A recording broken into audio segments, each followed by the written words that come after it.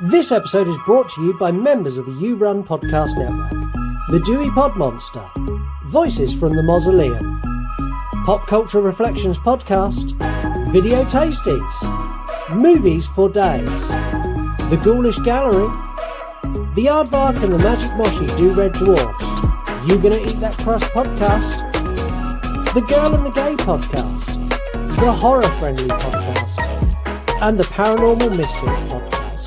All available at yourunpodcast.com. Hello everyone. As you'll notice, I'm here all on my own. That is going to change in just a minute, and I'm going to explain where Heather is and why she's not here for this episode. But we're opening True Crime now with quotes that are related to the case. So I'm going to give you a quote now, but honestly, I never, ever thought would be a part of a case that we would cover. And here it is. Hey everybody, I'm Joe Exotic. My real name's Joseph Maldonado, the Tiger King as the world knows me, and I'm listening to the You Run podcast right now. Yeah, it's a thing. It's time for True Crime.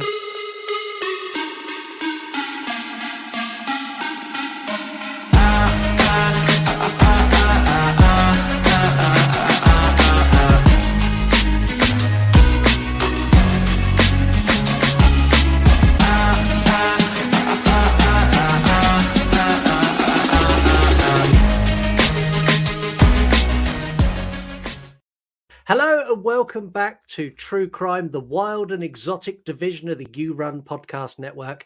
My name is Scott and I'm going to be joined by a guest very shortly. But first of all, I'm going to explain why Heather is not here. So there was a storm where Heather lives and Heather's house got horrendously flooded and damaged. Everyone's okay, so Heather is fine. Heather is going to be back for the next episode, but her house is not repaired. Everything's wet. She's got nowhere to record. She wants to be here. And Heather, if you're listening, you don't need to apologize to me anymore. Stop saying sorry. I mean it. Stop saying sorry. But Heather is going to be back for the next episode. You can get involved in future episodes. We're going to You Run Podcast on any of the social medias. We're really easy to find. You can give Heather a follow too. She's on Instagram. She is at Wednesday Wine and Horror. If you want to support the show, you can leave us a 5-star review wherever you're listening to this, or if you're watching on YouTube, click like, click subscribe, do those nice things because they really help as well. If you want to spend some of your hard-earned money supporting the show, you can do that too, and you can go and get some of these wonderful pieces of merchandise that if you're watching, you can see. If not, we have wonderful t-shirts and hoodies that are all wonderful. Go to yourunpodcast.com and check those out as well. If you listened to the last episode, you know that we teased that we may have an interview with Joe Exotic, and I'm pretty sure the opening of this, if you don't follow us on social media, has revealed that that has happened. Now, there is so much around this case that me and Heather made the decision to extend True Crime for the first time ever. So this is not going to be a two episode case. This is going to be 4. And there's lots and lots of reasons for that I'm going to talk about as we go through this episode. And there's lots of things that we are going to reveal that if you've never really looked at anything but what the Tiger King showed you on Netflix, is going to absolutely blow your mind.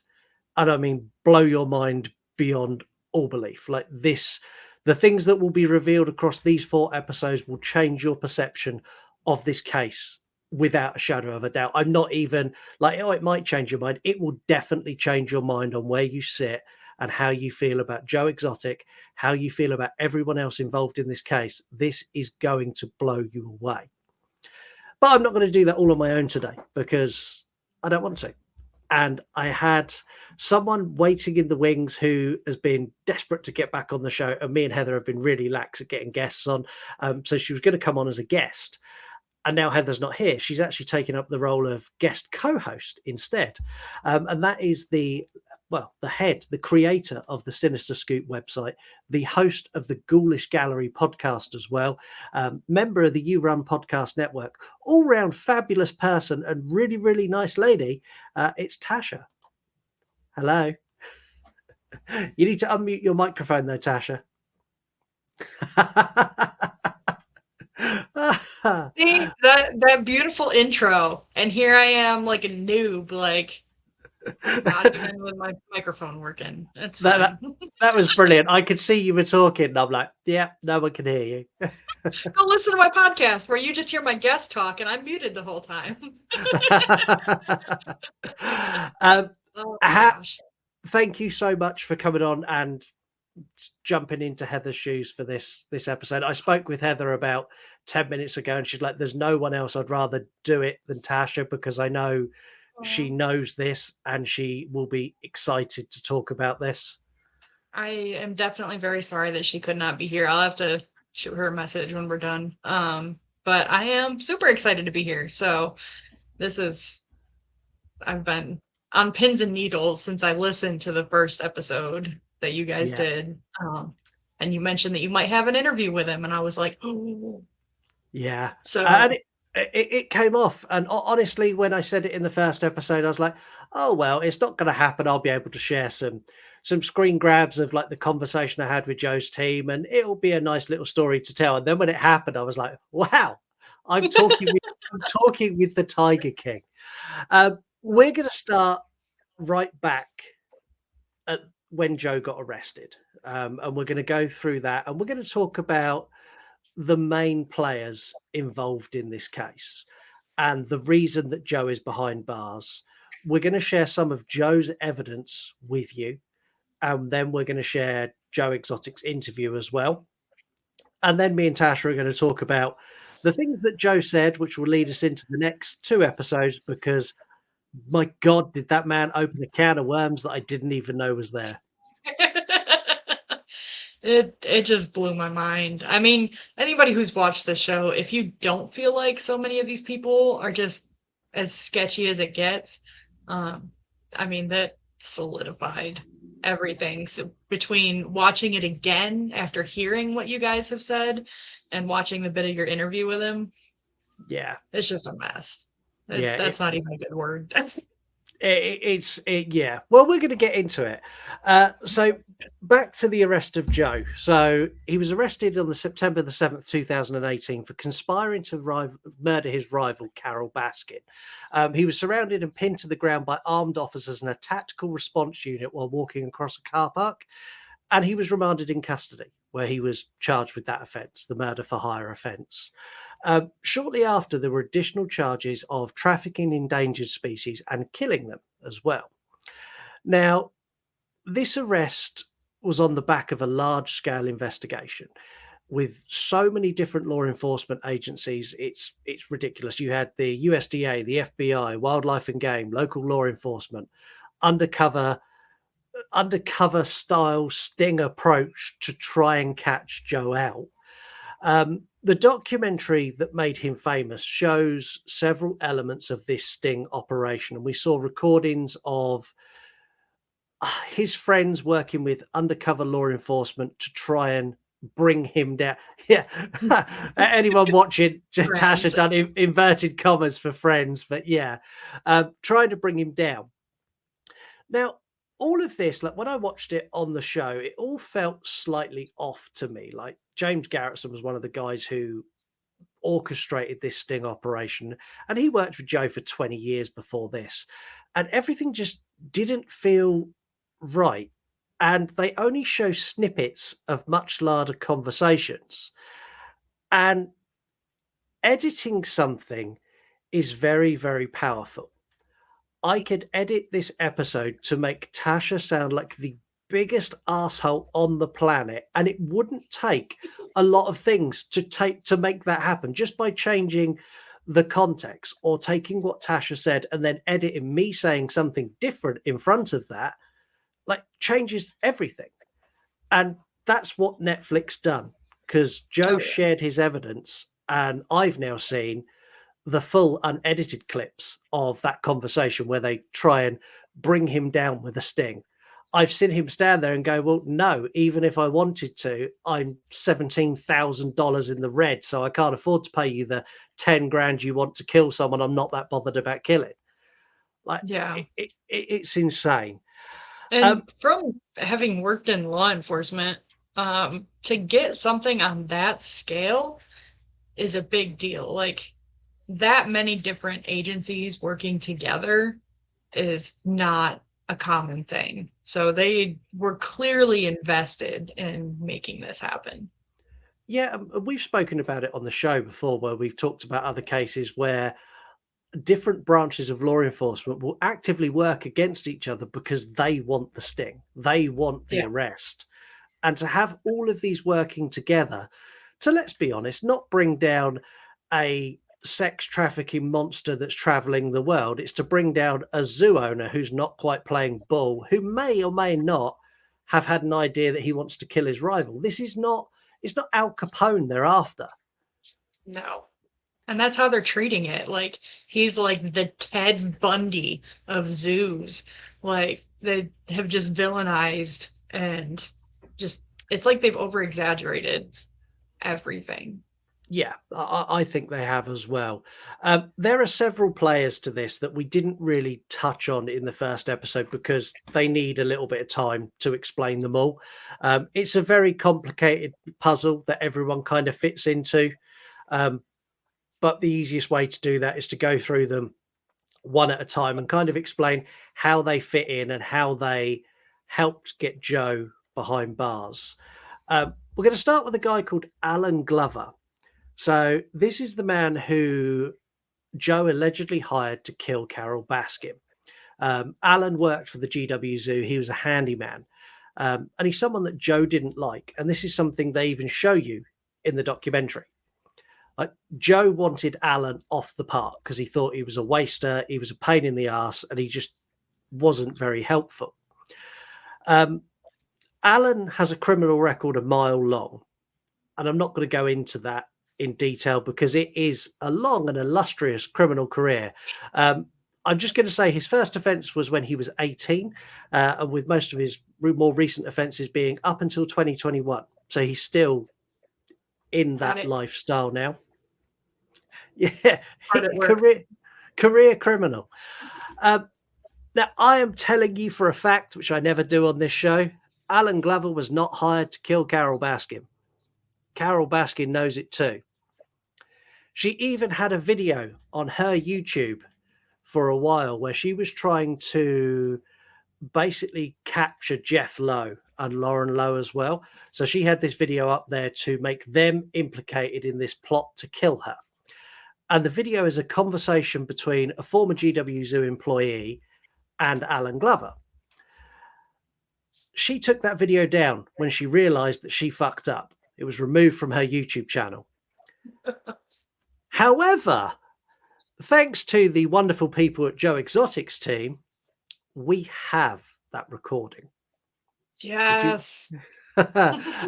Should we share with the world where the man who is accused of killing Carol or trying to kill Carol Baskin says that he clearly was not hired to kill Carol Baskin?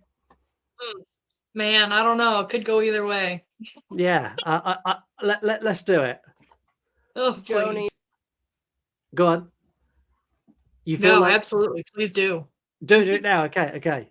I think Joe's already spent enough time. Yeah, but he won't accept that what he's done is wrong. Like, he tries to play the innocent card, and I think until he accepts responsibility for his actions, I think he needs to sit in there. Because if he doesn't understand that what he did was wrong, then... Actually, he was set up from government to Jeff, me. Yeah. But at the same time, Alan, he asked me to kill her. He told me I could pick out any gun I wanted of his, and it was going to be a free trip to Florida, and he'd give me a couple grand for it. He told everybody shit like that. Well, what I'm saying is he had an opportunity to kill her, and he took it. He would tell even customers, man, you know somebody killed this fucking bitch, I'll pay him. I mean, that was just like an everyday thing. But he meant it is the whole thing. Like, he really meant it. Oh, I know he meant it, but meaning it and doing it is different. But he took an opportunity to do it. And don't get me wrong, I feel like Jeff is so much at fault here, too. Jeff should have been in jail with him. Well, probably me, too. I'll be fucking heading there, so I wouldn't be surprised. I've already told my dad. don't be surprised if I go to prison for a while. So he's like, why? I'm like, I live stars in federal court, and all this other bullshit is now coming up about Joe, me, killing him for Jeff so we could get him off the property. Jeff was trying every way he could to get Joe off the property. He said, man, if you could come up with an idea, do it. I showed fucking Jeff, how this could work, and it would work because of PETA. PETA hates us. PETA's always fucking doing something stupid with us. And it was just something bad happened. So basically, you guys set up this plan to go kill Carol and like let him into it, and then was like, here, he's actually gonna do it, and then that's how he got caught, is what you're saying? Oh, no, not really that direction, but whoever died first, Jeff didn't give a fuck. So he wanted Carol dead too. Yeah, because she's gonna take the part. Now it's shit up a fucking $1 million. He can't even shit up. The only money they got right now is her being a fucking prostitute online. So Jeff was going to kill Joe and then Carol, or vice versa? It didn't matter. They were both. It didn't matter which direction they went.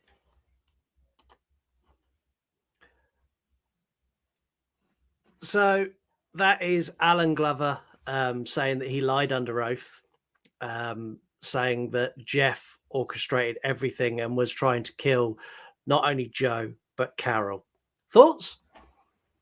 Oh my God. So the very first thing that caught me was her talking about him needing to sit there to understand that what he did was wrong.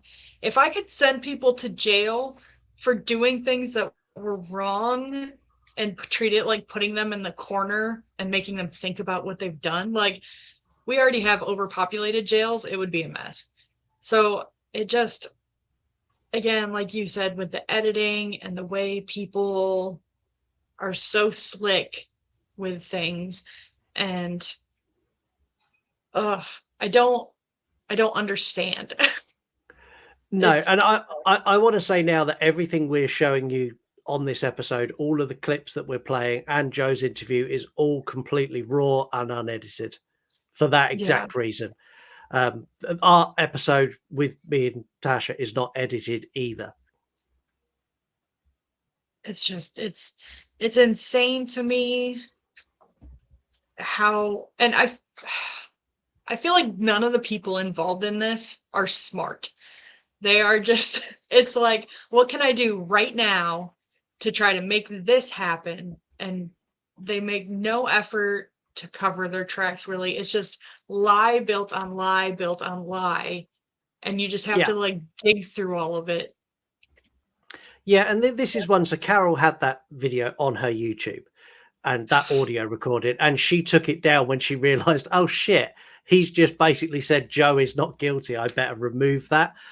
And they talk on that about Jeff and Lauren Lowe being implicated in this. And that's where we're going to head to next. We're going to talk about Jeff and Lauren. So so Jeff got involved with the zoo back in 2015, and he was introduced as an investor. So Joe was struggling to keep Carol Baskin at the door. He'd lost his judgment. He owed Carol Baskin $1 million for what he'd done, where he branded up his traveling zoo as Big Cat Entertainment. He lost that case. And yes, he's 100% guilty of that crime, and he had to pay $1 million, and he simply didn't have it. So Jeff come on as an investor because he had money. Now, Jeff had always been around big cats. His grandfather was a circus owner. He had his first cat when he was 15. Believe it or not, that cat escaped and killed a neighbor's dog and was put down by the local sheriff's department, but he has always had big cats. When I found that out, I was like, Jesus Christ. Like they had issues with cats like when he was a teenager, and he's still a big cat owner now, kind of. Jeff has been found guilty of mail fraud. He was sued by Prince. And when I say Prince, I mean Purple Rain Prince, before he even met Joe. So he was using the symbol to put on his merchandise, and he got sued and he lost. I think it's fair to say Jeff is not a stranger to brushes with the law. No. And they show that in the series as well, that he's had his issues with the police. And I love how he tries to spin that into him being like this bad boy, outlaw, badass. And it's like, no, really, you just keep doing dumb shit and you're getting caught. Like, yeah, there's that's nothing pretty much about the this size of like, it. sexy. Which brings me lovely onto what I'm about to say. Now, both of them now are minor online celebrities. They've got a big following on TikTok, big following on Instagram. Lauren has a successful Fansly and OnlyFans account, which is $50 a month in case anyone's interested. And she has about 2,500 subscribers on each. I'll let you do the maths in your head. It's a couple of $100,000 a month. Now, their social media posts are split kind of 50-50 between promoting Lauren's websites and slagging off Joe Exotic and having a dig at Joe. So I done what I thought was good for the show and was best for the show. So I reached out to Jeff and Lauren, and I had a very lengthy conversation with Jeff Lowe about the allegations that Joe has raised and the allegations they've raised against Joe. Jeff made me an offer, which was kind of a Jeff Lowe offer.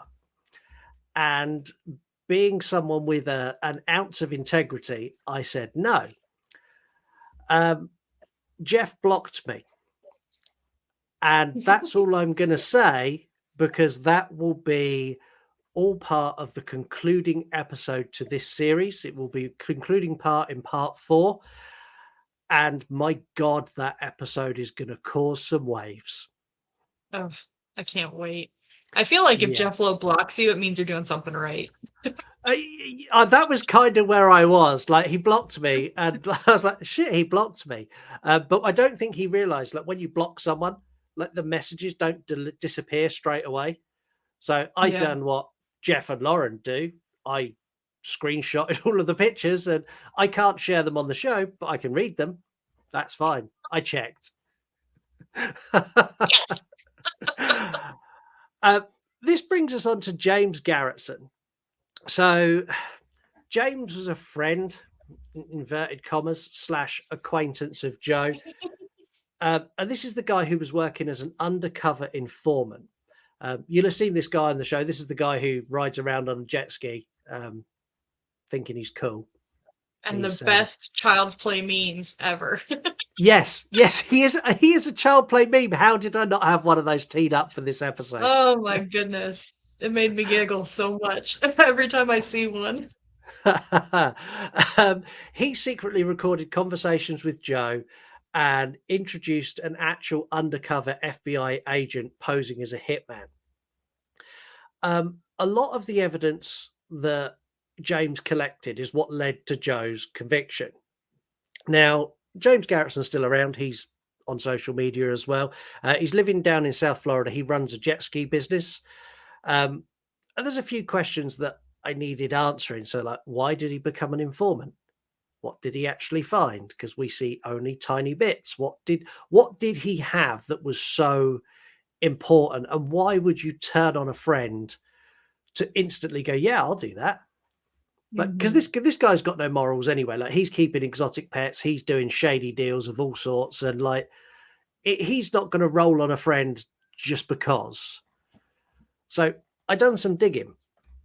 The answer to the first bit is he didn't have a choice. He was facing prison time himself for various different fraud crimes, and from what I can gather, he was given a choice. Like, it's very movie like. We can make all this go away. You just need to go undercover and help us catch El Chapo, who is Joe Exotic. like, like seriously, like I still don't understand the level they went to catch Joe. Yeah, it's just so, and I mean, I'm an animal lover, like huge. I, there are some horror things that I have a hard time watching now if there's animal death. I watch people get slashed up all day long, but if I hear like a dog like whine, it just hurts my heart. So Yeah. I'm horrified by, things that have happened to these cats. Because again, everybody forgets, like, at the root of it, like, it's these poor cats that, so many of these people act like they care about, and they really don't give a shit.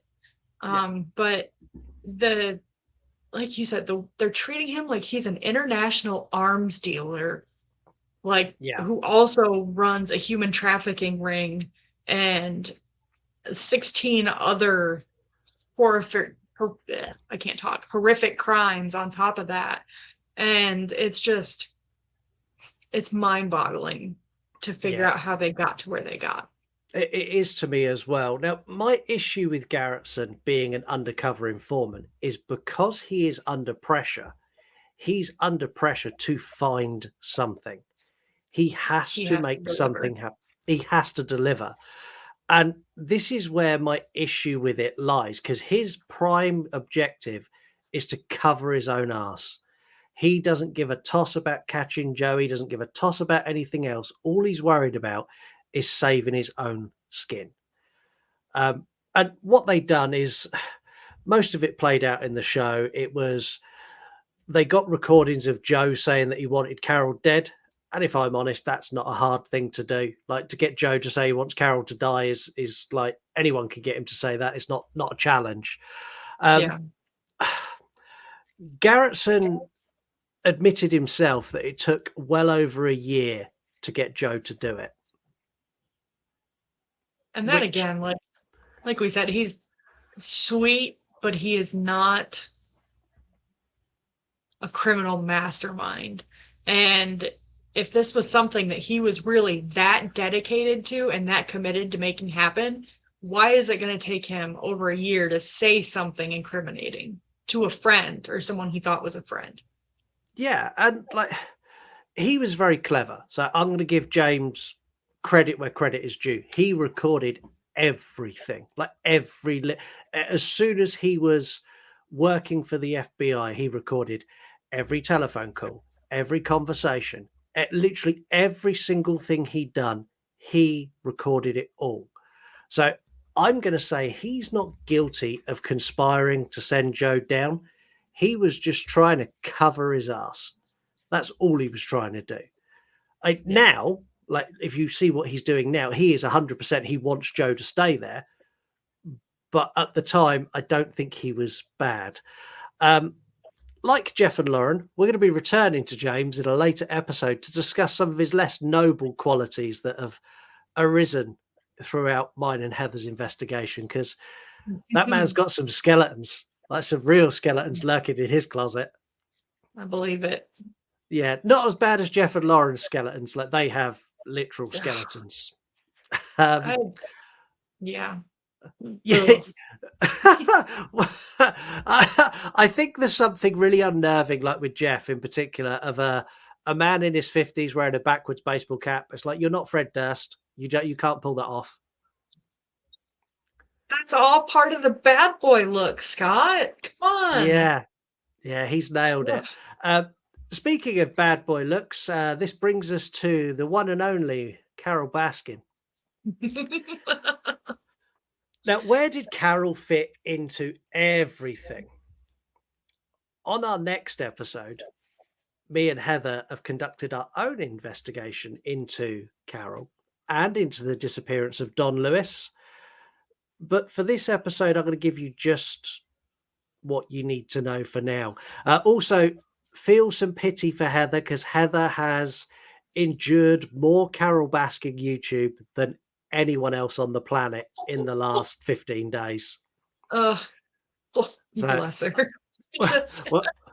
That's dedication right there. Yeah, when I spoke to her the other day, she's like, if I hear anyone else say, hello, cool cats and kittens, I may actually kill someone myself. Just seeing like clips of Carol doing the Dancing with the Stars and stuff. I'm just like, it just makes me gag. So obnoxious. So I can't imagine subjecting myself to, all the Carol Baskin, all of it. All the, I think it was a fair trade-off. So I said, like, I'll take Jeff and Lauren Lowe, and I'll take James Garrison. All you've got to do is just look into Carol. That's, yeah, that's a lose-lose, man.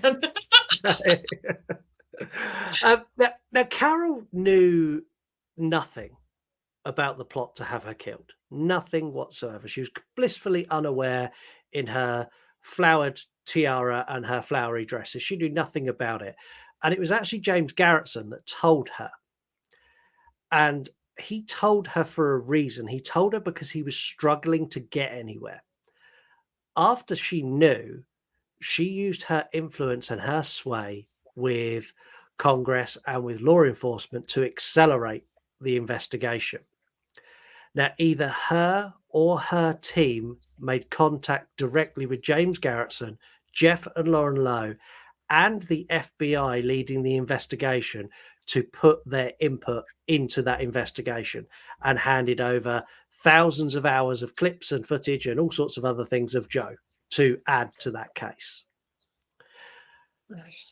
Now, you might say it's a fair response. Like, she's found out someone's trying to kill her. I kind of get it. She'd hand everything over. But there's part of it she must understand. Like, she sued Joe for $1 million. If he was trying to kill her, I think there's, like, she can understand his motive, surely. Do you think? It's so tough because I think too, and I mean, I guess she wasn't really making any efforts to understand him, but knowing what an outrageous, outspoken character he is, like doing whatever he's got to do to get attention, like especially when it comes to stuff for the park and raising awareness for the park, she had to know that there are all kinds of things he would say. And yeah. Really, is he going to follow through on it? Yeah, and I'm kind of with you. And also, she wanted Joe's park. She wanted his animals. We know this. Yeah. And is that then an ulterior motive for her? Does that then make her more manipulative than maybe we believe she is? That she's like, actually, there's an investigation going on. If I can accelerate it and use my contacts, I'll get the park quicker. Well, see, you say that, but we also think she's pretty damn manipulative. So for her to be more manipulative than we think she is would be quite the bar. But I can absolutely, she seems very vindictive from everything that, was in the show and all that. So it's not a stretch to think that and I'm sure James knew it too. As soon as he said something to her, that she would just run with it and do what she could to make things happen. Yeah, which then in turn makes his life easier and takes the pressure off of him a little bit, because he now has this giant team of Carol Baskin's supporters and volunteers at his back and at his beck and call. Like, yep. It's a no-brainer for James. I fully understand why he done it. Now, she does have a huge following. And I'm never going to accuse Carol Baskin of anything on this episode, because Carol is very quick to fire out cease and desist letters and very quick to fire out legal response if you say something about her. So there is no evidence to say that Carol has done anything wrong. What I am going to share with you is a news report that was aired a little while back, that was passed to us by Joe's team. For those of you who are sat there saying, but she's an animal rights crusader, she does so much good for animals. So we're going to share you this clip. It's quite a long clip, but I think you'll be surprised with its contents. Are you ready for another bombshell? Okay, let's do it. Okay. Mission to make you care about animals. If you visit their website, the first page tells you they're providing a home to, quote, abused and abandoned cats. But former volunteers say what you may not know is many of the cats living there weren't in need of being rescued. They were bought from breeders to be bred. For nearly 3 weeks, we've talked to breeders, sellers, and former volunteers and combed through hundreds of pages of documents to find the real story Here's what we learned. Big Cat Rescue is home to nearly 150 cats, but many of the cats were not rescued. In fact, at least 30 of the cats were actually born right there at the facility. You can see some of them here in this home video. Former volunteers tell us other stories are, at best, exaggerated. If it's not a rescue, it shouldn't be tagged as a rescue. Jim Moore volunteered for nearly 5 years at Big Cat Rescue, even at one point living on the property. But now he and others intimately familiar with Big Cat Rescue say it's time they spoke publicly to set the record straight about the nonprofit and its founder. She wanted to one day have the largest private collection of exotic cats in the world. They point to examples like Fluffy the Serval as one of many possibly misleading stories on the website. The website says many of Big Cat Rescue's servals were purchased at auctions where uncaring owners dumped them. And then halfway down the page it says Fluffy, quote, came as a result of the pet trade. We tracked down Fluffy's seller, who told us how she raised the serval on baby food and would have only sold her to a good home. She was sold as a pet and possible breeder. We also found the former owner of this cat, described on the website as coming to Big Cat Rescue after a pet shop owner was afraid she would bite children who taunted her. Not a word, it's true. The pet shop owner says she parted with the serval because she was paid $1,000. One of the most convincing pieces of evidence for many of Baskin's critics is this video. It's of tiger cub Shere Khan. If you believe Big Cat Rescue's website, he was, quote, unwanted and uncared for and, quote, could not walk. But listen to the story Big Cat Rescue's founder told shortly after getting him. This is Shere Khan. He was bottle raised in a loving and nurturing home. I want to see a normal tiger cub. There is one person that knows 100% of what the truth is about Big Cat Rescue. That's founder Carol Baskin. We sat down with her to discuss the allegations. Do you think there's a perception out there that the majority of cats here came out of abusive situations? I think so. Baskin stood by her website story of Shere Khan's abuse, despite the video of Shere Khan showing the cub standing on his hind legs. He could lift himself, but just barely. But the tiger is only one of the stories that former volunteers point to. They're also troubled by claims many animals on the site, including these leopards, were born into the pet trade. But here's what the website does not say. The majority of the animals that are listed on the website where it says born into the pet trade were actually born there. That's because back prior to 1997, that's what we were. We were pet owners. We were the pet trade. And that's one of the few points where Baskin and her critics agree. Carol Baskin and her husband sold, We went through a whole range of beliefs. and bred cats. He was set on breeding virtually every cat here. Baskin says she's upfront about that history. The extent of that breeding, however, is described nowhere on the site.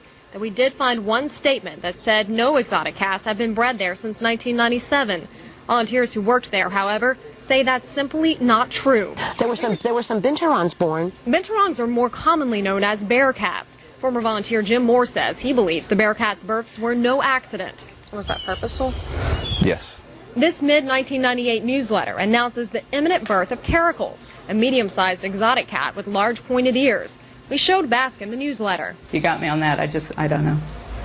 I understand. It's not in the list of cats that we currently have. The list, Baskin says, shows she's telling the truth about the animals here at Big Cat Rescue and that they're now in better homes than they once were.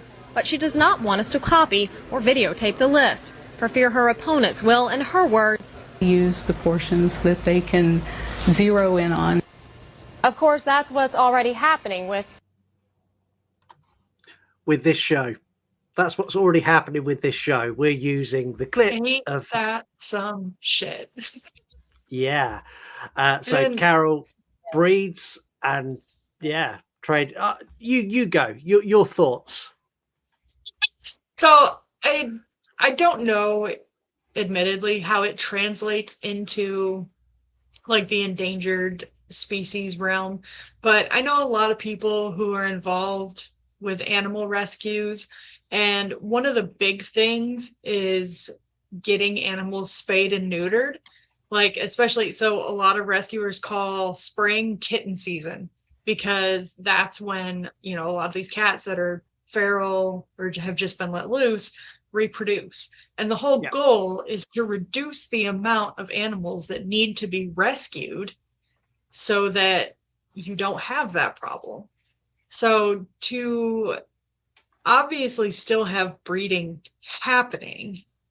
Like I said, I don't know how that translates to big cats and that kind of thing, but I cannot fathom having a rescue where your goal is to save outside endangered animals, but allowing breeding to continue and increasing the burden of the number of animals that you are taking care of.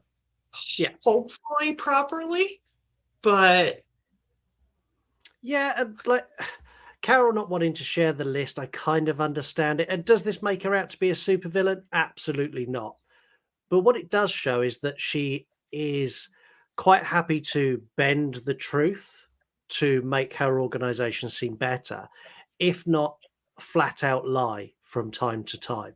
Like there is a big cat, an advert for Big Cat Rescue announcing the birth of a cub, and her to go, I didn't know anything about that. Like bullshit. You printed like you run that place. You know all about that yeah. leaflet. I find it hard to believe anything would happen with that organization without her signing off on it first. Yeah, I just don't see it at all. Anyway, we're going to take a quick break. There's nothing better than hanging out with your best friends chatting horror movies. At Voices from the Mausoleum, we have programming that covers everything from found footage to gaming, interviews, and even the first horror morning talk show. Come join us. We're all friends at the Mausoleum. So make sure you go and check out Voices from the Mausoleum. That's Angel and Steve. Great YouTube channel, available at yourunpodcast.com. Really, really good. And long-time friends with you as well, not just me. Really, really cool account. Also, all the other shows, including Tasha's, which is the Ghoulish Gallery, all available at yourunpodcast.com. Now, before we share the interview with Joe Exotic, I want to give a bit of a disclaimer. This is an opinionated show. We bring you the facts, but also our thoughts. And our thoughts are just that. Nothing I'm saying here is an accusation against anybody. And anything I say on this or any other episode is not an accusation. Even if I say, I think this person done that, that is my thought and my opinion. And the reason I'm doing that is because Joe has opinions as well, and he is entitled to them. And I think it's fair that we all get to hear them. So I'm going to drop me and Tasha off the screen so you can see this in the full glory that it is. And I'd like to welcome our guest to the show, Mr. Joe Exotic. I want to kick this off straight away. I've been through all of your evidence that you've got out there, and I want to know how you feel about the fact there's people who've openly admitted they've perjured themselves, yet it doesn't seem to have changed your outlook on what's going on. Have you seen the additional new evidence that I put on joeexoticofficial.com? Yes, I have. Well, have you seen the 2 videos that Carol posted even? Yes. That I put on? Isn't that crazy that Carol Baskin herself put on her own YouTube channel videos that she has had in her possession for 2 years, proving that I'm innocent. I know. And Alan tells her, I don't know what you want to call Ashley Webster, but it's one of Carol's people. He tells her that him and Jeff Lowe belong in prison for everything that they've done. And and I think honestly, Scott, that it goes way deeper than me. I think they've got some really dark secrets on each other. And if you've seen the ghost hunter crap that they put out there when Tiger King first came out, and if you know Jeff as well as I know Jeff, and he likes to put the guilt on someone else for everything he's done, I truly believe that him and his wife overdosed a girl, and there's a body buried at that park. And he was praying that the ghost hunters people would find it and pin it on John Finley. It's just, this goes that dark. But, the things that upset me, man, and I'm never going to get this all out in 15 minutes. But no, I know. The thing that upsets me is our president right now, President Joe Biden. can trip all over himself to bring people from Russia and other countries that are incarcerated. And, you know, and I have nothing against Brittany Griner, but, you know, she got willingly on an airplane with illegal drugs, and she flew across state lines, and then she flew across international lines, and then she pled guilty, and Joe Biden, to this day, thinks she was wrongfully detained. You know, well, what about all of the people, including me, you know, in America that are wrongfully detained, and people that go to Colorado and buy weed at a legal dispensary and go across those state lines into Oklahoma or Wyoming, and they're doing 6 years prison term in America? Why aren't they wrongfully detained? You know, we just completely forget the fact that the woman got on an airplane in America and broke the law in America, but she got away scot-free. Yeah, you know, and we let go one of the most dangerous men in the world, arms dealers, in order to get her back. But we can't get him and Kamala Harris to uphold their campaign promise to do prison and justice reform, because I'm telling you, 165,000 of us that are in federal custody right now live like river rats. Yeah, and what is your plan to try and gain your freedom now? Are you still appealing? Is there things you can do? What can we do to try and help you? Well, I'm on appeal right now with the new evidence in Denver, Colorado, and I'm on a motion, what they call a motion 2255, which is ineffective assistance of counsel, because the lawyers that I had, the free lawyers that were provided by the federal government, didn't do their job. I could have represented myself better than they did now that I know everything, you know? Yeah. And then I'm on, my lawyers in Dallas are writing up a writ of habeas corpus, which is the government is holding me when they know that I'm innocent. So we got three things in the works, but you know, right now it's election time, and the best thing that can happen for me right now is everybody just stand up and say, look, enough is enough. You know, look what they're doing to Donald Trump right now, okay? And granted, I'm not really a big fan of Donald Trump. You know, he's a good businessman, and he was a half-assed decent president. But he left me here just like everybody else did. But 91 felony indictments, okay? You know, do they have to go to that extreme? They charged me with one charge when they arrested me, okay? And the Constitution says that I have a right to a fair trial. The minute I asked for a fair trial, they superseded me with 20 more charges, making sure that something's going to stick to put me in prison. It wasn't about what I did wrong. It was about making sure that they got me in prison.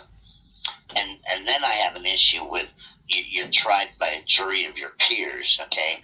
My peers are people in the zoological industry, veterinarians, agriculture people, and stuff like that. Peers are supposed to be somebody you look up to, okay? Not 23-year-old housewives and 23-year-old secretaries that side with PETA, you know what I'm saying? So I don't think I got a fair trial from the beginning, but, you know, it's welcome to fucking America. Yeah, and how do you feel now about everything that's happening? What's your feelings towards sort of Carol Baskin and to the show, The Tiger King? Because I know that they stiffed you on payments as well, and you've had a real rough run there as well. Well, you know, first of all, people got to understand, you know, me and Carol did what me and Carol did to each other because it made money and it got us followers. She told everybody that I was an animal abuser because the animal rights people gave her money and the animal rights people followed her. I told everybody she was batshit crazy because she is, and I investigated her killing her husband because I believe she did. I have her original diary. I have his power of attorney, original power of attorney. I have everything. And the woman did it, okay? She just got away with it because she puts money in the right pockets, and her brother was the sheriff, you know, working for the sheriff's department at the time. And then I flew to Florida, and it's on my YouTube channel. If you look under Carol Baskin Fraud under my YouTube channel, I flew to Florida and provided the sheriff's office with 60 deeds that she frauded, notary fraud, which is felonies in Florida, 60 felonies, and they didn't even slap her hand. You know, she's just a very powerful woman, and she got away with it. But did I actually really just hate Carol Baskin? No. You know, the thing that Netflix or nobody showed, because I was in jail when Netflix showed, filmed all of that. They used my old footage from my show is where you saw me in Netflix. But what nobody ever said, I was one of the first podcasters in the world. I had my JoeExoticTV.com, which nobody had ever done before. Okay, and we ran across some really strange people on Facebook called the Diaper People one night when we were doing a show, and they dared me to wear a diaper. Okay. Yeah. Okay, so I was like, you know what? I was like, we're doing this for the animals, so I dare you to pay me $500 to wear a diaper. Okay, so they did. So me and Rinky both wore diapers on one show, okay? So that got us started because we had a live chat room in our podcast, and then we had a place where people could dare us to do things and pay us to do these dares, and that's how we made money for the animals. And let me tell you, there was nights we made $10,000 a night doing dares, and somebody dared us to get a blow-up sex doll and dress it up like Carol Baskin. And that's how that all came about. It wasn't just Joe's looking to kill Carol Baskin. It was all made for TV and all made for show. And unfortunately, they used that against me and made me look to be this crazy bastard. Yeah. That would be like putting the guys on Jackass on trial for murder and making them look like that's their everyday life instead of TV. But the sad thing about Netflix is we now have, and if you've listened to most of the Tiger Tales that John Phillips has put up, we now have phone recordings of the producers, Eric Good, with Good Productions that made Tiger King, paying the witnesses during my trial to keep the scenario going so he could make a damn movie to destroy my life. And then because I was in prison when Netflix came out and they were filming it, my husband at the time, Dylan, signed the contract. So he signed the contract. He got the 2%, and the motherfucker left me here and run off with $2.6 million, and then turned around and sold all my clothes to a museum in Las Vegas to boot. So right now I have nothing. I don't even have an address to go back to because they took the doors off of my house and let horses live in my house and completely destroyed the zoo.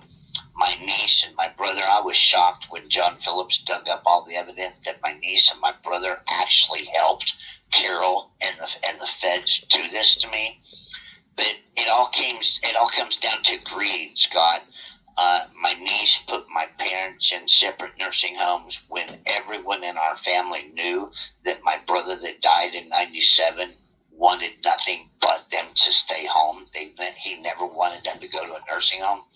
And the minute they got me arrested, they slapped them in separate nursing homes. They couldn't talk. They took their house. They took their land. They signed the zoo over to Carol. And they destroyed Joe. So congratulations. Yeah, but you're in a position now where you are going to fight back. You are going to appeal. And with the evidence that you've got, I'm assuming you feel you've got a good chance of coming out the other side of this a free man. I hope. It all boils down to lawyers, Scott. And, lawyers have really drained me and screwed me over so far.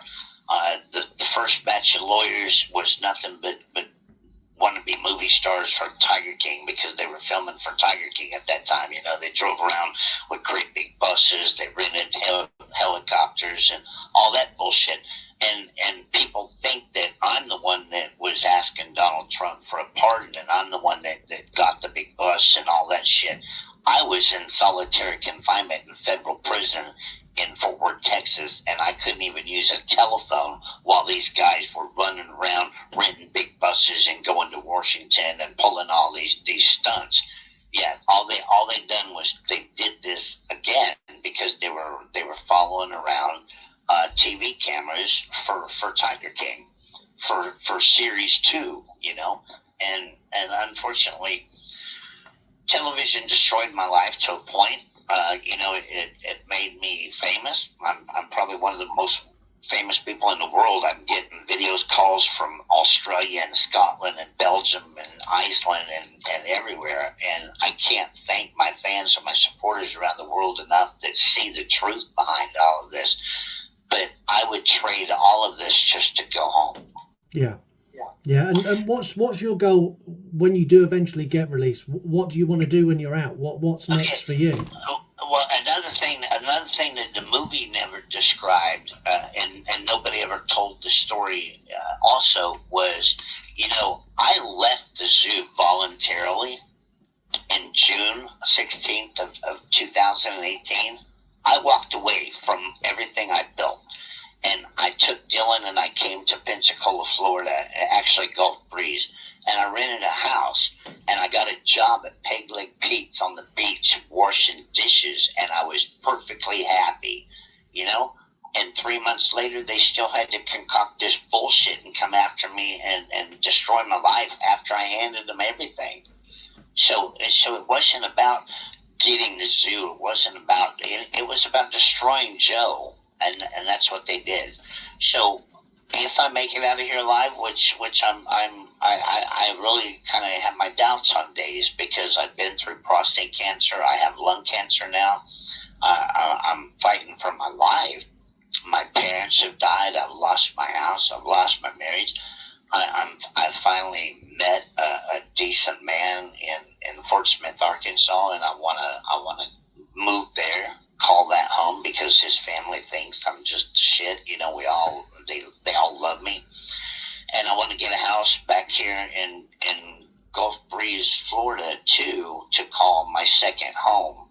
And I've been offered a concert tour, and that's what I want to do. I want to do concert. I want to do my music, and I want to go back to helping sick little kids. That was my thing: helping animals and helping sick little kids. Yeah, and again, that's something I've seen. A lot of charity work you've done, again, didn't get mentioned in the documentary. You used to do food drives and everything. Yeah, I open the zoo every Christmas, and we got 1 minute left. I open the zoo every Christmas and every Thanksgiving, and I cooked dinner for people that had nowhere to go and did it all for free. I did an Easter egg hunt for free, 10,000 egg Easter egg hunt. I did Tigers for Tots, where I went to the hospitals for little kids. I did the Animal Miracle Network, where I granted last wishes. I did so much, and nobody gave me credit for nothing. They gave me a life sentence. Yeah, well, most of us know, Joe, and thank you so much for taking the time to talk to me. And as I said before, I'm going to get this to as many ears as I possibly can for you. Scott, I'm here for another 23 days for sure, so call me back so I can keep talking.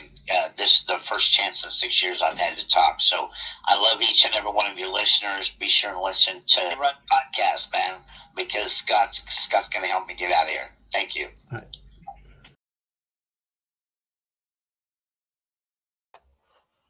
Thoughts? Man, I'm so conflicted on whether the show was the best or worst thing that could have ever happened to him, because on one hand it's put him in a position to hopefully better argue his case, but on the other hand it's turned into a situation where the majority of people are going to benefit from him sitting right where he is and them continuing to use his name and what they got out of the show for their own monetary benefit.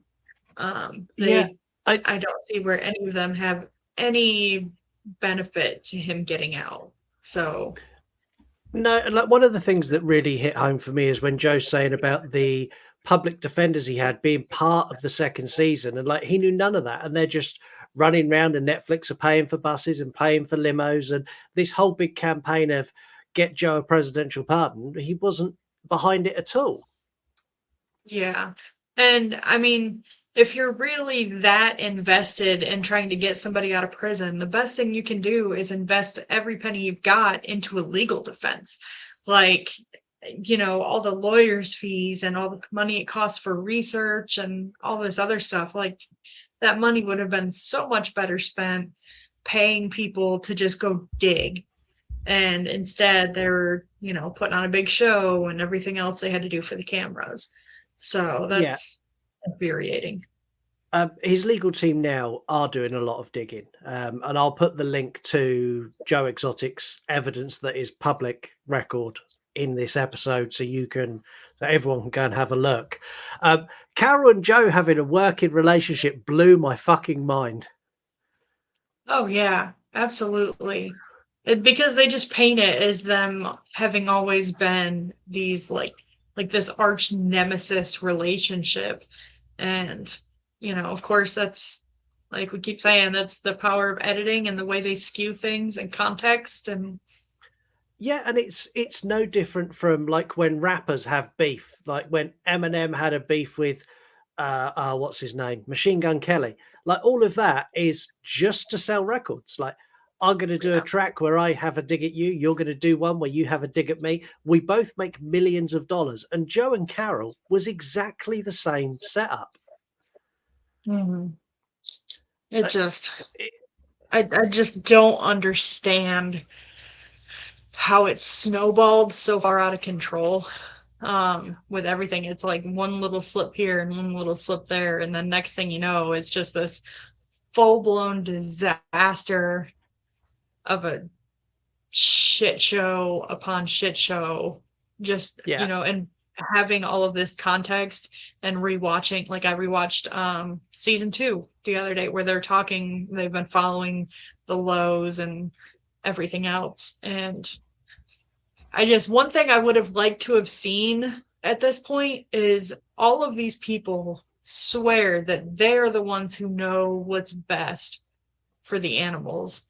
And I have yet to see any of them who have like any official training or any really good qualified staff. Like, no offense to the staff that they've hired and everything, but where are the people who would best take care of these animals? And they try to use that as, they're the compassionate ones and they're the ones that are trying to do the right thing. And it's just so obvious that they're just out for themselves. Every single one of them are just out for themselves. Yeah, they 100% are. I mean, like talking to Joe, like when he's talking about that he's been really sick and like he's lost his house and he's lost his parents and like all of that, I feel so sorry for him. This guy just wants to go home. Like it's really easy in my head to release Joe Exotic. You release Joe Exotic, he can never house big cats again. He can never look after exotic animals again. You put him on some other restrictions of movement and things like that. You stick a tag on his ankle. Like he's not a danger to anyone. He's not going to come out and go straight after Carol Baskin or after Jeff and Lauren Lowe or anything like that. He just wants to go home.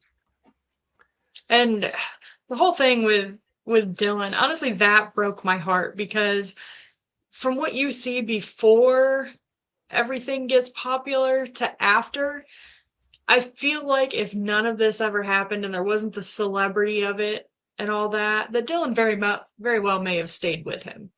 Yeah. But when you wave a paycheck like that in front of somebody's face, and the fame and the fortune and everything else that he can get as a benefit, he'll be able to ride that Joe Exotic's ex-husband wave for decades probably. And and the same as with this person. Yeah, the same as everyone involved in the show. When we go into later episodes, next episode and episode 4, we'll be talking about all of these people who are riding this wave and not even trying to hide it, like shamelessly riding this fucking wave, like shamelessly. Now, you heard at the end of that interview, Joe said that call me back because I'm still here. I spoke with Joe's team again, and I did call Joe back, and I got a longer interview. That interview is going to air on episode 3 and episode 4. We're going to split it into 2 parts. And this first interview was I didn't ask him anything that was difficult for him to answer, because I wanted this to give Joe it was the one opportunity he was going to get to speak. I wanted to let him say what he wanted to say.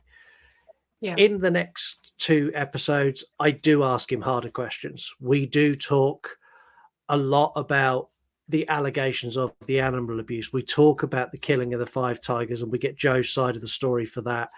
We talk a lot more about Jeff and Lauren Lowe, James Garrettson and Carol Baskin, and I push a little bit harder. And Joe was very good, but you can tell in the interviews it wasn't not all of it was a particularly nice interview for him. So I'm going to put that precursor out there. Like, if you're listening to this going, fuck man, you didn't ask him anything difficult. I did, but you need to come back for the next one to hear what I had to say. So we've got 2 more episodes. One comes out on the 1st of May. One comes out on the 15th of May. We need so much time to deep dive on this. Like, there is so much, and because everyone involved in this, everyone recorded everything, everyone saved their text message, everyone shared it on their various different social medias and on various different platforms, and they've all done podcasts where they've said different things and then they've said something else on another one. Like, I've had to consume all of that, and so has Heather, to be able to give you the episodes that are coming. And like, if this episode's blown your mind, what's coming is gonna absolutely melt your brain. This is the You Run podcast. We ask for everyone else's input. And before I'd done the interview with Joe, deliberately before I released any episodes, I asked some questions. And the reason for this is, after this episode and episode 3 goes out, I'm going to ask these same questions again and just see how much people's minds have changed.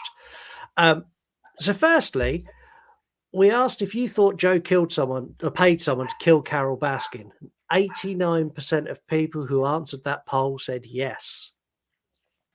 It's a high percentage. That's higher than I expected, honestly.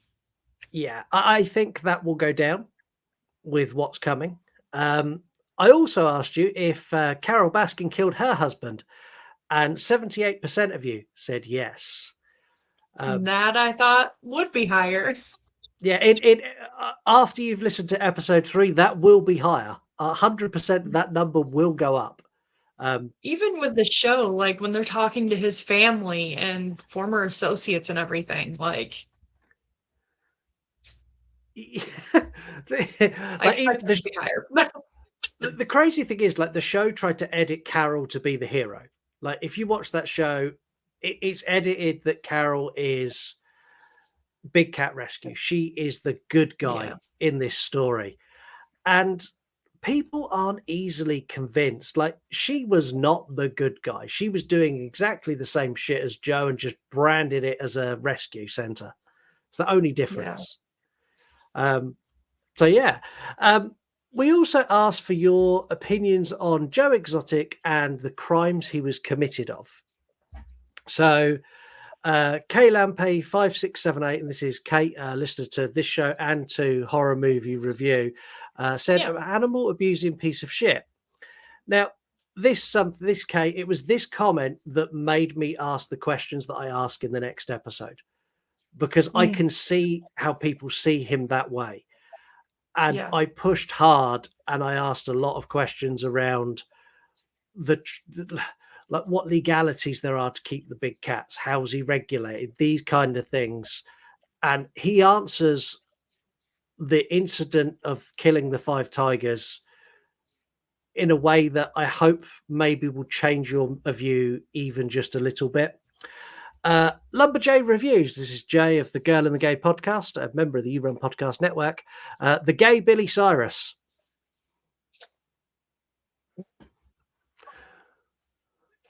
I think we just killed. Did we kill you with that? This is fantastic. Kudos to him for that. We've got VHS from the Crypt, who obviously is Mark, who is my co-host over on Horror Movie Review. The man is a legend.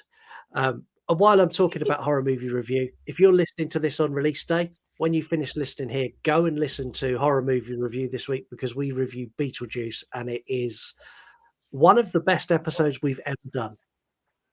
Oh, that's a high bar. So that's it's up there with as funny as Deadstream. that episode will just forever live rent free. Yeah, and if anyone's not seen that and you're watching, as a byproduct of the Deadstream episode, we have a new piece of merchandise available in our store, which is this: the Colonel Cockring "Who Do You Think You Are" pinhead T-shirt is now available at yourunpodcast.com. Bestseller. Bestseller. We've got Dewey Podmonster, another member of the You Run Podcast Network. Americans at Their Finest. That's we have the truth right there. Yeah. This Girl Loves Horror. The zoo part made me angry. The animals were treated terribly. I think if this show had come out during lockdown, it hadn't come out during lockdown, no one would have cared. We were just bored. As a true crime fan, I feel like that it definitely would have still made waves. I think the waves just may have been a little bigger because there was so little going on. Everybody being stuck at home. Yeah, I mean, lockdown, we had nothing on TV. When this come on, this was like, oh my God, it's something fresh and new, and it's wildly insane. And that's Becky. She's one half of the Girl and the Gay podcast. Now, having spoken to Joe, I don't think he's guilty of murder for hire. I'm going to reserve the rest of my opinions for the further episode as we go one through. But I'm telling you, he's not guilty of that crime. He's guilty of crimes, but not that one. I went one step further. After asking you what you thought of Joe, I asked what you thought of Carol Baskin. Funnily enough, it was the same people who responded because they were fully invested in this. We had VHS from the Crypt. Joe should have killed her. Bitch be tripping. Mark, that's not nice. It's not nice. Dewey Podmonster, Florida. Enough said. Yeah. Have you ever done the thing where you get bored and you Google like Florida man headlines? Yeah, so there's a game that you can play that everyone needs to play right now. When you're listening, go on your phone, put in your date of birth, so the day and the month you were born, and then Google that followed by Florida man, and that will tell you what your Florida man done on your birthday. Yep, it's the fact that it has spawned an entire character is very telling. This Girl Loves Horror. Carol Baskin was away with the fairies. Yeah. She would like to be. With her little crown. And... The thing is, Carol always comes across to me as like, I don't know, she comes across as someone who, when the doors are closed, she's taking LSD, she's running around naked, she's smoking weed. She strikes me as that sort of person. I think she might be more chill if that was the case. Maybe. I think that would like leak out. And then we've got randomly Eric, who is Mark's arch nemesis on Instagram, killed her husband, whacked him. Eric, if that's what you believe, you are going to absolutely love episode 3. Because we go fully into that. We go into the depths of everything that is Carol Baskin and Don Lewis. We basically treat that like a whole new case. It's like the Don Lewis episode where we go through the disappearance and potential murder of Don Lewis. I'll share some nice aerial shots of Big Cat Rescue and where the septic tank is that he's allegedly buried under. Refute some of the claims and the dates that Carol Baskin said that went in. Refute some of the claims that Carol Baskin said all along, and catch her lying multiple times on her YouTube channel. You guys are MVPs for for going through all that. Not me. I'm hands up. I have done no Carol Baskin work whatsoever. It's all Carol. Carol. Sorry, Heather. Jesus, I just called Heather. Wow. Oh, she's gonna fight you. Ooh. do you want to do the next? Much trouble. Do you want to do the next episode so I don't get murdered? I was gonna say next episode it'll be me and Heather. Heather has done all of the Carol Baskin work. She has consumed everything Carol Baskin from 2012 through to pretty much modern day. She has heard Carol Baskin say, "Hello, cool cats and kittens," more times than anyone else on the planet at this point. I should mess it when I go Heather. to check on her and see how she's doing. I should be, "Hey, cool cat." No, just don't. I think she resents me enough for asking her to do. She's like, because Heather does a lot of work for this show, and she always says to me, "Look, if you ever want me to focus on one particular thing or really dig into it, let me know." And with this, I went, "Oh yeah, Carol Baskin." She's like, "Yeah, no worries at all." And like 2 days later, she's like, "This is awful." So much regret. And on that note, we are going to call time on this episode. So the next episode, we are doing our investigation into the disappearance of Don Lewis, which also means a deep dive investigation into Carol Baskin, courtesy of the hands of Heather. In doing that, we also need to look into Big Cat Rescue. We need to look at her relationships with the FBI, other government agencies. Big spoiler, this next episode may potentially land us a cease and desist letter. So I am going to preface it one more time by saying it's opinions. It's opinions. Kind of like getting blocked by Jeff Lowe. I feel like that's how you know you've made it, is when they're like, "Yeah, I need you to shut your mouth." Yeah, I don't want to cease and desist, though, because I'd have to take the episode down. So I definitely don't want that. So I'm going to be very careful on how we word things.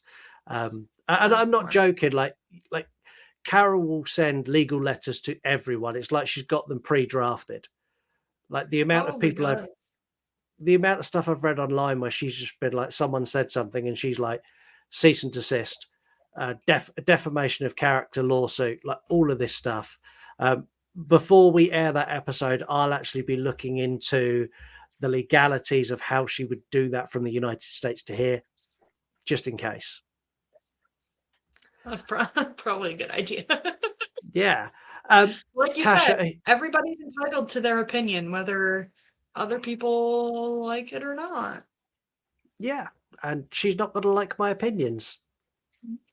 Well, that's why we love you guys, because you don't just go with the flow. So no, we don't. A huge thank you, Tasha. Thank you for coming on and filling Heather's shoes for this episode. Absolutely. Your sales pitch now.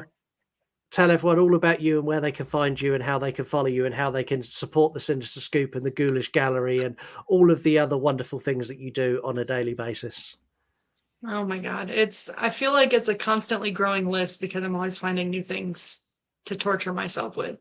Instagram is the Sinister Scoop, and that's where I share all the podcast stuff too, because I run too many social media accounts already. Twitter, we've got Sinister Scoop 6, and that is also where I'm sharing podcast stuff. So, and then it's thesinisterscoop.com, and we have reviews from Becky actually on Thursdays. She does her Throwback Thursday for us. And I think that's most of it. Oh, and I'm wearing a Sinister Scoop t-shirt. So that's cool. Go get one of those. Everything goes back, kind of like you guys, everything goes back into costs and all that good stuff, because websites and everything are not free. So no, they're not, unfortunately. And you've undersold yourself, as you always do. You always go, "Oh yeah, we do a couple of bits." The Sinister Scoop website is a news website that covers everything horror, from books through to movies. There's reviews, there's blogs, there's articles, there's like anything you want for horror is on the Sinister Scoop. Go and have a look. We are officially expanding into YouTube. We haven't really made that super public yet, but we're gonna make the leap. Do it. Definitely do it. And while I'm talking about that, hello to anyone who's watching us on Rumble, as this was one of the first episodes we've ever aired on Rumble. So hello to Rumble people. Rumble is like YouTube, but different. It's kind of YouTube, but somewhere else. So if you're watching on Rumble, hello. I don't even know if you like. I don't know if you comment. I don't know if you subscribe. I haven't got there yet. This will be done after I've done this episode. So hello, if you're on Rumble, say something in the comments. I'm sure they've got comments there. A huge thank you again, Tasha, for coming on. I love having you on the show, and I think this was the perfect episode for you as well. Always an honor to be on. And again, sorry Heather couldn't make it. And I will definitely have to. Now I need to check on her well-being, not just because of the storm, but because I know she's been so immersed in Carol Baskin land. Heather, we love you, and we will see you for the next episode where we talk everything Carol Baskin. Thank you everyone for listening. A huge thank you to Joe Exotic for taking the time to come on the show. A huge thank you to his team as well for sharing all of the evidence with us and sharing all of the messages. I've spoken to Joe Exotic's team now for probably about a month, like every single day. We've had discussions, and a huge thank you to them, and a huge thank you to Jeff and Lauren Lowe, whose Instagram back and forth will make the finale to this one of the best episodes we've ever put out. And thanks all for listening. Leave us a 5-star review, and we will catch you all next time. See you all later.